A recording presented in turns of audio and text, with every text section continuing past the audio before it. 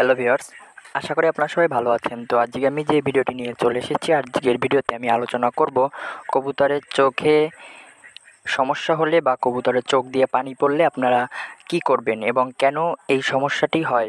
তো যারা আমাদের এই চ্যানেলটিতে এখনও সাবস্ক্রাইব করেননি, অবশ্যই আমাদের চ্যানেলটিতে সাবস্ক্রাইব করে আমাদের পাশে থাকবেন।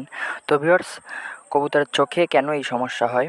ভিউয়ার্স, যদি আপনার লফটে অতিরিক্ত কবুতর থাকে, আপনার লফটের তুলনায় বা আপনার খাঁচার তুলনায় যদি আপনার খাঁচায় অতিরিক্ত কবুতর থাকে, সেক্ষেত্রে কবুতর ডানা ঝাপটানোর সময় কবুতরের ডানার বাড়ি চোখে লাগতে পারে এবং কবুতরের খাঁচা যদি ময়লা আবর্জনা হয়, সেক্ষেত্রে সেই ময়লা আবর্জনা কবুতরের চোখে গেলেও এই সমস্যাটি হতে পারে।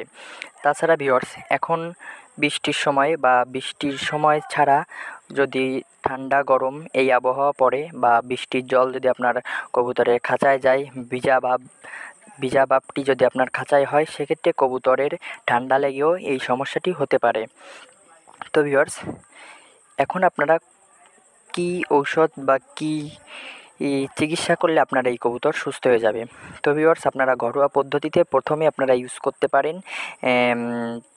যে ঔষধটি, সেটি হচ্ছে হালকা উষ্ণ গরম জলের ভিতরে আপনার একটি ফিটকারি আছে, ফিটকারি হালকা একটু মিশিয়ে সেই জলটি আপনার কবুতরের চোখে দিয়ে কবুতরের চোখটি মুছে দেবেন।